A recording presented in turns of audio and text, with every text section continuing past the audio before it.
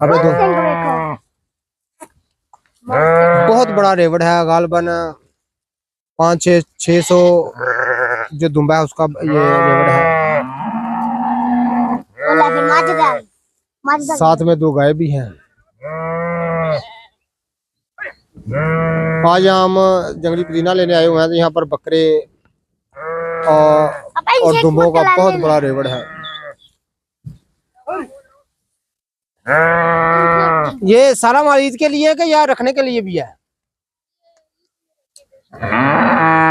नहीं, ये सारा माल जो है ना बेटा, अनहैंडल लोग डर जाते हैं बेटा, डराना नहीं उनको। नहीं, सारा माल ईद पर बेचेंगे, कुछ रखने के लिए भी है। अच्छा, ये दुम्बी जो है ये रखनी है, बस दुम्बा बेचना है। जिस जगह पर हम जंगली पुदीना लेने आए हुए हैं उस जगह पर ये बहुत बड़ा रेवड़ है, ये आप देख रहे हैं।